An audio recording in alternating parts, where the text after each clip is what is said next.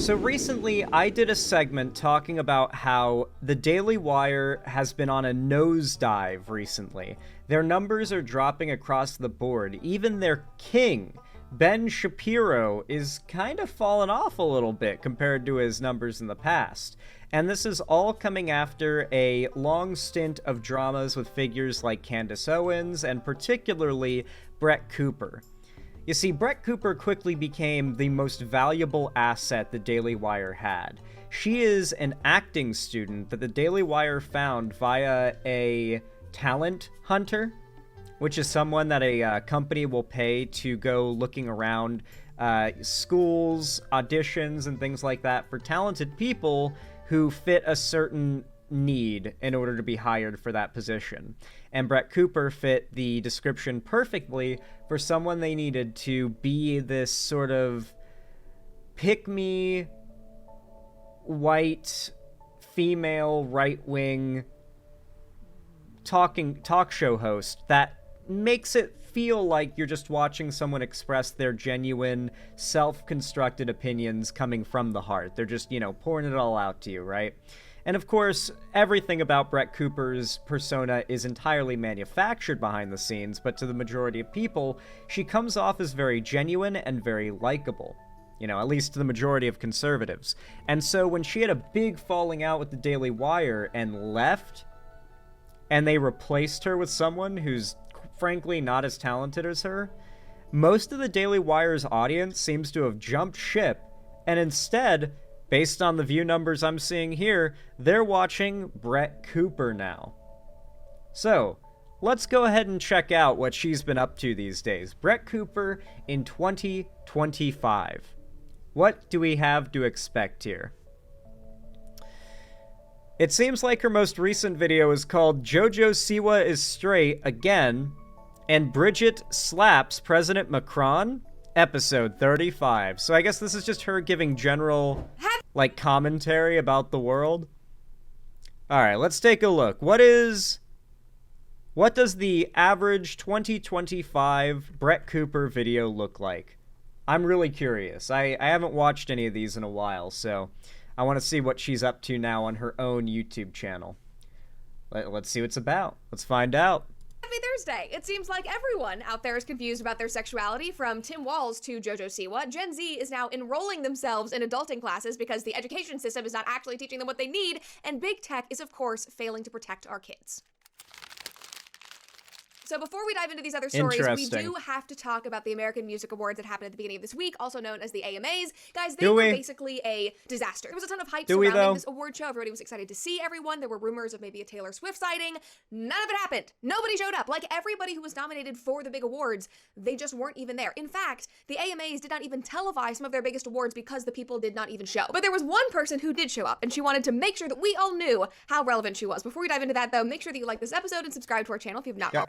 Fucking hell, really? Right out the bat, right? Just straight into it. All right, if she's doing it, I'm doing it too. Make sure you like, subscribe, and ring the bell icon, okay? Not for her, do it for me. Ready, and of course, ring that notification bell to stay up to date on every single one of our episodes. And as a reminder, I am on tour this spring. If you want to come see me in a city near you, you can go to brettcooper.com to buy tickets. We still have them available in a few cities. We also added new shows in Dallas and in Austin. I know I sped it up. I did speed it up, but damn, she talks fast. Like, she must come from California or somewhere on the West Coast, because she talks fast, man. So I hope to see you guys there. But back to the story, guys. That person who wanted to ensure that we knew how relevant she was none other than J-Lo. And we've talked about J-Lo in the past, I believe, about this woman who is just trying to hold on to any semblance of fame she still has. And just as an aside, one of my favorite stories about J-Lo is that she was filmed walking around the Bronx, Jenny from the block, and she went to her childhood home, and the guy who lives in her home now was sitting out on the porch, and she walked up and she thought it was going to be this, emotional, this is a fan of her, something like that. She walks up and she was like, I used to live here. And the guy is like a straight up New Yorker. He's like, who the F are you? I don't know who you are. And she's like, I'm Jenny. And he's like, I don't know who you are. Get out of my house. Anyway, it's hysterical. She also tried to do that whole docuseries reality TV show when she was married to Ben Affleck that fell on its... I mean, I feel like it's fairly reasonable to want to visit your childhood home. Is that cringe when celebrities do it, I guess? I don't know. This is just a matter of opinion, I suppose. But is this just meant to be pop culture news now? Does she even do hard right-wing politics? I know that it's gonna get to that, but I guess she's kind of branching out a little bit and just trying to be Brett Cooper, not Brett Cooper, right-wing political commentator. I wonder if that'll work out. I think it will. She also tried to do a tour. She canceled that, but don't worry. She showed up to the AMAs to prove us all wrong. Take a watch. Okay, I'm sorry. You know that you are losing relevancy when you are a 55-year-old woman, and the only way that you can make a splash on stage is by making out with like 5 people, many of them including women, and shaking your ass on stage. Brett, the entire conservative line is that behavior is everywhere, okay? This isn't like the unique behavior of someone who is supposedly, irrelevant and grasping for attention, if it's also the problem pervading all of our society and pop culture at the same time. Towards the audience and being flipped upside down. You're not Pink. You should not be like flying through the sky like she does. This is genuinely just a cry for help. It's like I couldn't do my tour, nobody bought tickets, so I'm going to show you all that I've still got it by making out with everyone and shaking my ass. And it's also... Is she trying to give Jennifer Lopez the... Is she trying to give her the Britney Spears treatment? Like, oh, she's unstable, she's mentally unwell, make fun of her? Is that what's happening here? Leave J-Lo alone. This feels like the exact kind of video No Bullshit used to make. I'm getting deja vu watching this. Yeah, but we've kind of cycled back, you know? Everything... It's like that one song from Adventure Time. Everything stays, but it still changes, you know? Everything goes full circle, but... It's a little different, right? It's a little different. So we're basically in the age of what I like to call Chudslop. And, yes, she makes Chudslop. It was just so weird and embarrassing that in her performance, half of the songs that she was dancing to were not even her own songs. I don't even know if I can name a J-Lo song off the top of my head, and that's probably why she was dancing to everybody else's song. Like, she was purely just there to prove that she still got it. Basically, prove to herself. Kind of like the Democrat Party is doing right now. Because they are desperate to cling on to the last shreds of relevancy. Okay, so there's a lead-in. Okay, all right. We're building into something here, I see. That they have, very similar to J-Lo. And if they want to climb their way out of this hole that they have found themselves in, that they really dug for themselves, they need to figure out how to speak to young people, because if you look at the polling from the last election, the favorability that Trump is receiving right now, the Democrats, they've lost young... Brett, the favorability Trump is receiving right now is dropping. The unfavorability is rising.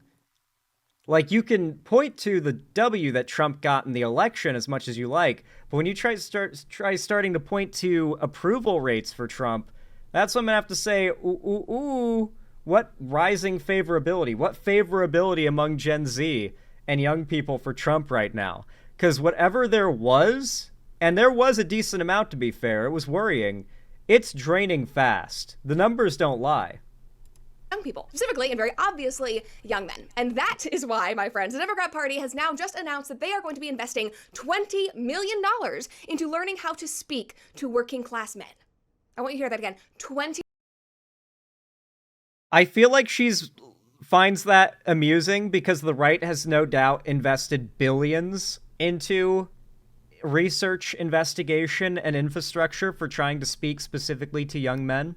This is absolutely good news, by the way, and she's coping hard. The fact that the Democrats are not only taking this issue seriously, but putting money into the issue, probably scares many conservatives, because it means that the left is beginning to adapt to the right's success. This always tends to happen, where the right sees a big stint of success and the left adapts and kind of beats them back for a bit. And it seems like we're heading towards that, and she's kind of huffing the copium about it. $10 million. It's a strategy for them. They're going to learn how to speak to you. That is insane. Like, I will teach you for free. It is literally not that hard. All you have to do to speak to young men, to connect with them, is to not talk down to them and not emasculate them. It's really that simple. That is what Trump and JD Vance did so well. They were just themselves. They didn't talk down to anyone, whether you were a man or a woman. You knew what you were getting. They weren't playing all of these games and trying to play a character of a bro and parade out these men to convince men to vote for them. They were just themselves, and they spoke like themselves, like normal human beings, to other human beings, and shockingly, that worked. But back to this whole insane story. According to... This is obviously not true. If you so much as laugh funny, the right-wing media will run the story over and over and over again and pound it down until it's actually a thing that affects people's opinion of a candidate. Famously, they did this with the Pokemon Go to the Polls line. Like, let's really think about it for a minute. The Pokemon Go to the Polls thing was kind of cringe, but don't you think the fact that we still remember that to this day kind of speaks volumes when 99% of the stuff Trump has done, we can't immediately recall without a bit of a reminder? That tells me that the right puts a lot of money and a lot of effort into hammering these pointless talking points home to the point where you cannot escape it. You cannot forget it. You know, even if you're progressive, you remember Pokemon Go to the Polls. To this headline, party leaders are spending millions to learn how to speak to American men and win back the working class. And specifically, according to the subtitle, they are holding up in luxury hotel rooms on a strategy codenamed SAM, or quote, speaking with American men, a strategic plan to try and convince the working class to vote their way again, according to a report. I mean, nothing screams relatability like sitting in a luxury hotel trying to think about how to get people. You just talked about how relatable Trump is. Trump is a billionaire real estate investor, okay? He owns the gaudy, fancy million-dollar hotels, dude. Like, what do you mean? Nothing says relatable like being Trump, like living in Mar-a-Lago. People to relate to you. I mean, you can't even make this stuff up, guys. It is so dumb. Now, the article goes on to say that they are using these funds, these $20 million, to study, quote, the syntax, the language, and the content that gains attention and virality in these spaces. Like, just by saying that, by being so over the top with this and so academic, you've already lost to the young men. This is not a science. You can't back your way into virality. I don't think talking about how they are investing into figuring out how to signal to young men is them literally signaling to young men. What the fuck are you talking about, dude? I guess if you're the average Brett Cooper viewer and you're only half listening, that passes as like a argument against any of that.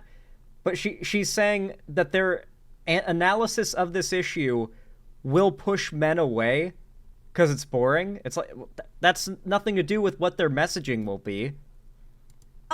You just have to be cool. And the way you be cool in the modern era is by being yourself and being authentic and not talking down to anyone and not pandering to anyone, which is what the Democrat Party has been doing for years. Now, another finding that came Okay, Brett Cooper. out of this brilliant study, these $20 million that they're investing, is that the Democrats, based on this study, now believe that they should spend their campaign money to buy ads in video games, because that is what is really going to reach the men. And to that, I say, that could be interesting. That's interesting. That is a terrible idea.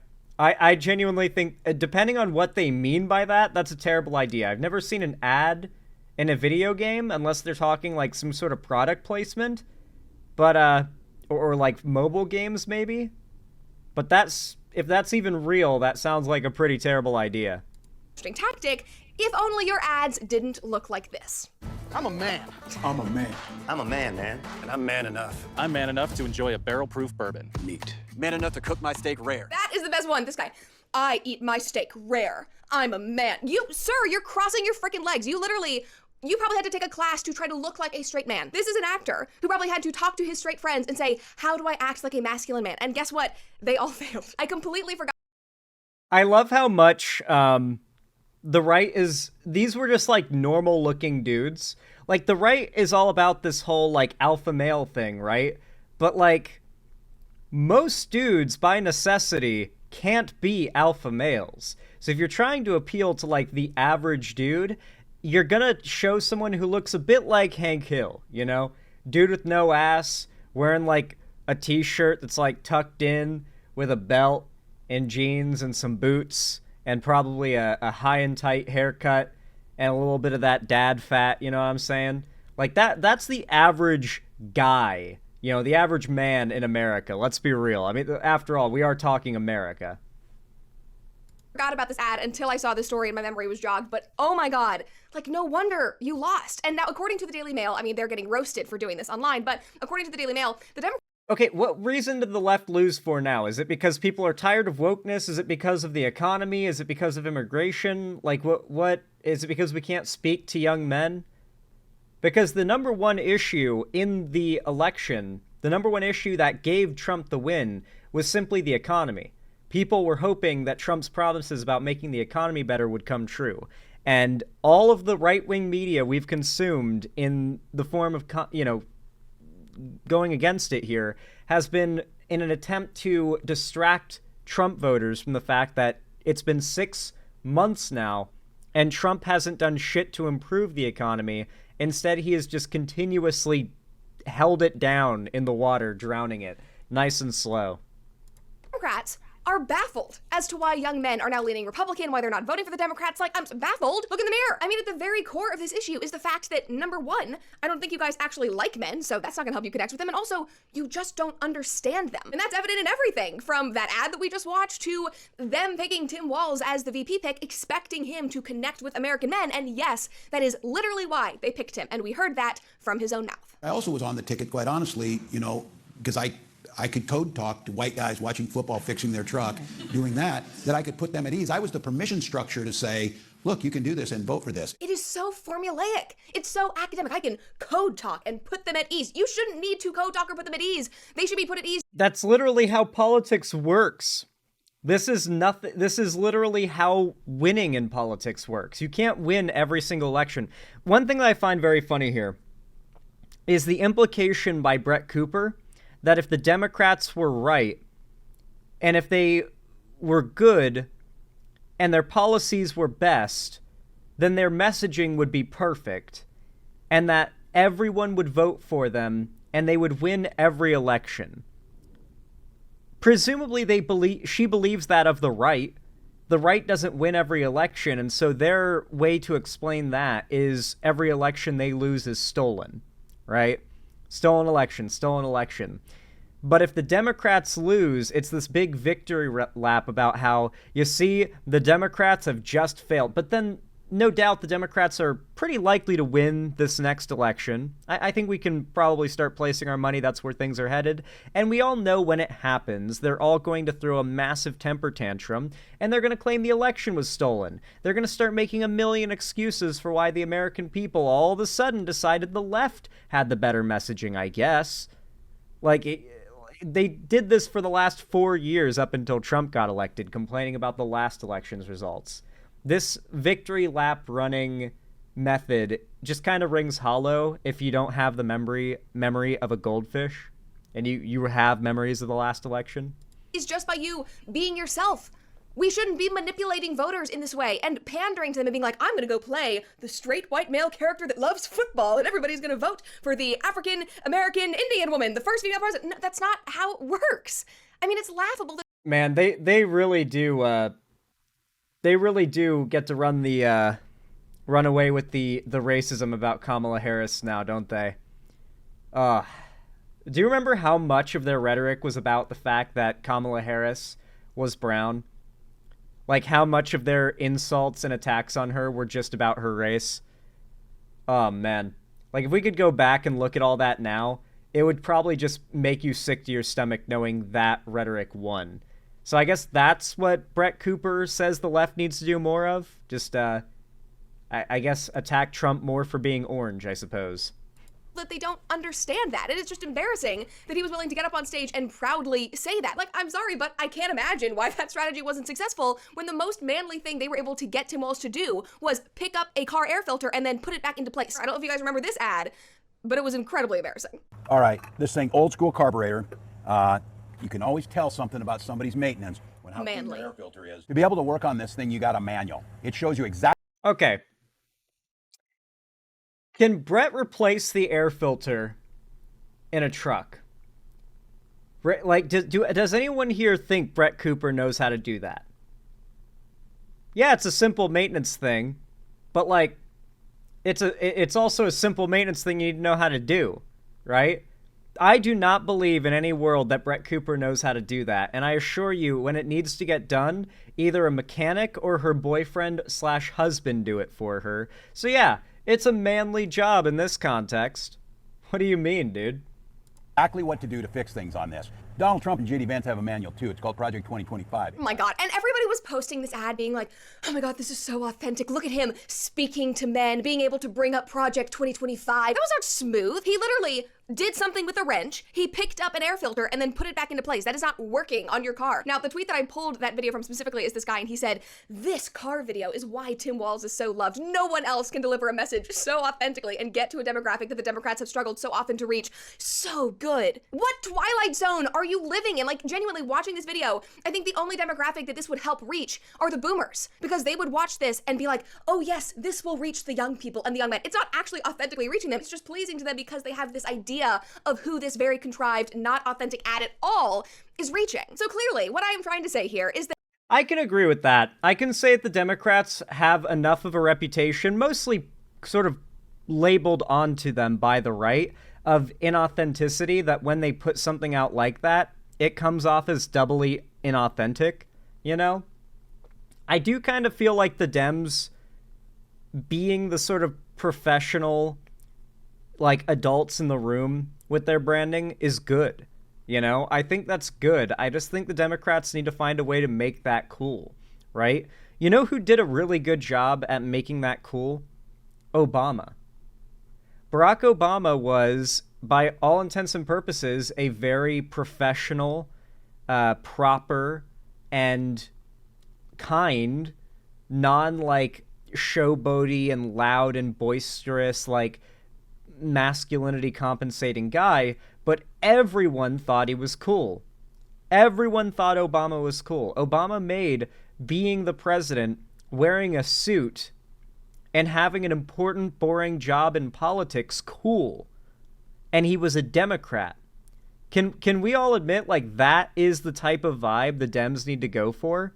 Keep the being, like, the adults in the room. Keep the professionalism. You know, don't try to play the rights game of being assholes and loud and annoying and stupid. Don't do that. But don't overplay the sincerity to the point where you horseshoe around into seeming insincere. Because that's what the Dems have a really big problem with. It's what she's making fun of here quite effectively, by the way. It's just the whole, this is so good, just reaching these young men. It comes off as so cringe. There's no other word. We came up with a word to describe this. It's just cringe.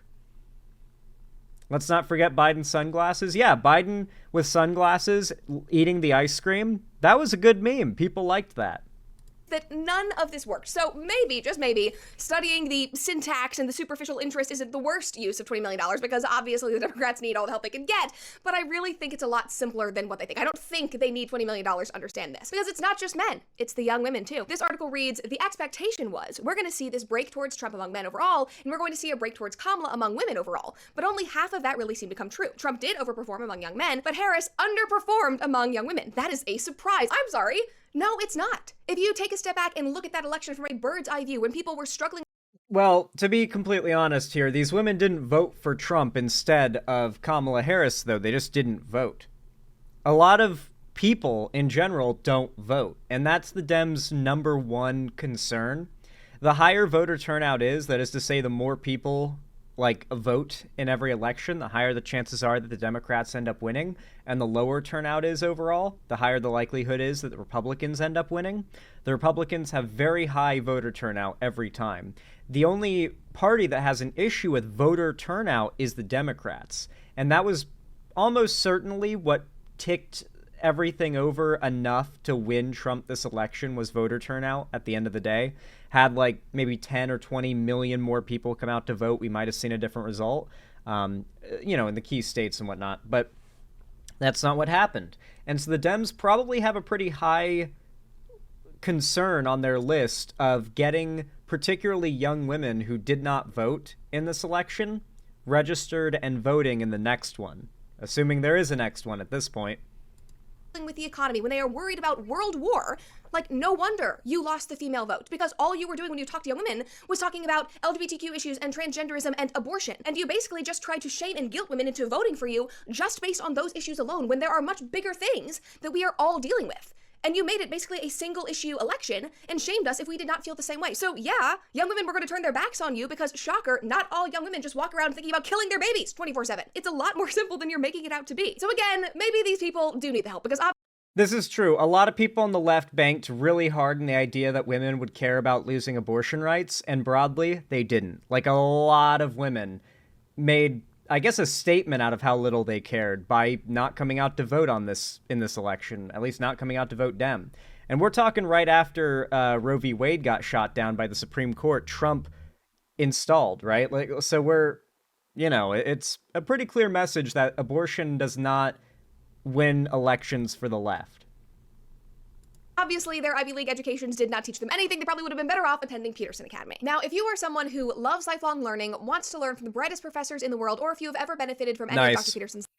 All right, get that bag. Get that bag. Get those grift bucks. Very nice. What are the comments looking like?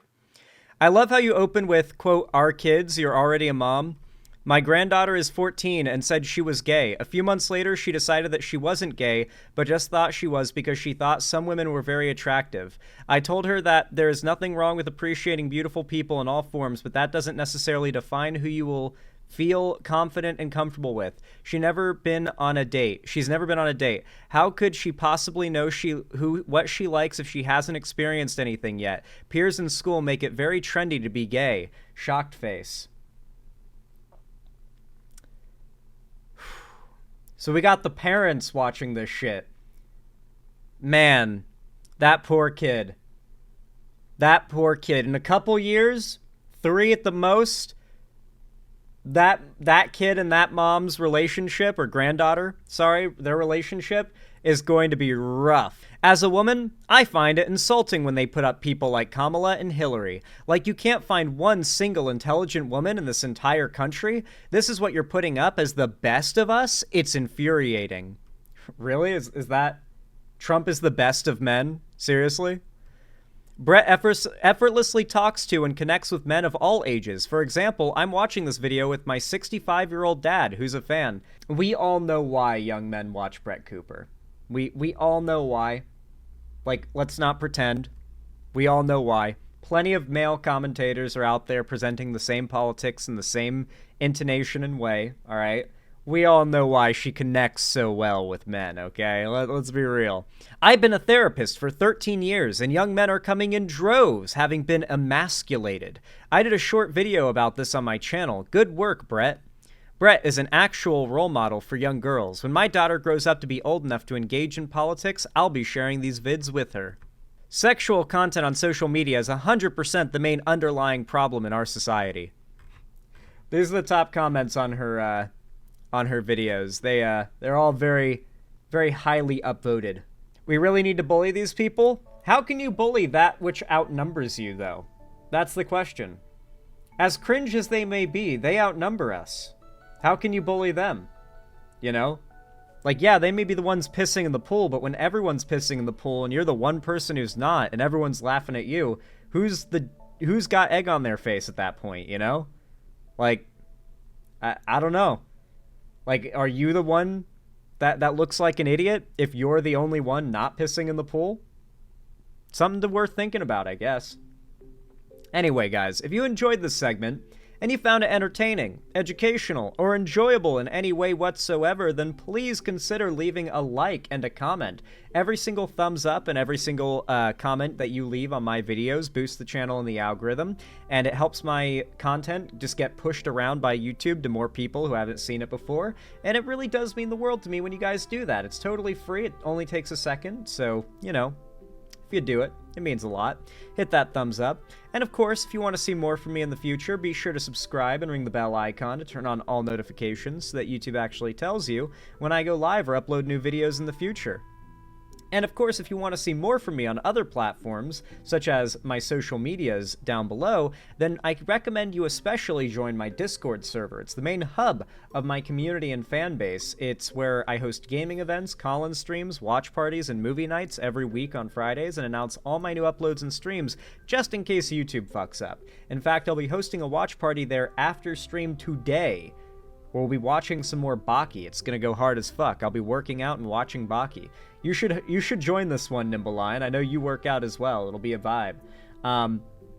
So hopefully you guys are down to be a part of that. I hope to see you there. And finally, if you want to support me directly, financially, help me keep the lights on and a roof above my head here at the Xander Hall studio, then consider donating, subscribing, or gifting a sub on my website, xanderhall.com/live, or support me through YouTube, Twitch, Streamlabs, Stream Elements, Patreon, or buy some custom Xander Hall merchandise through the Streamlabs link down below. Regardless of how you support me, though, thank you so much for watching, as always, and have a good one.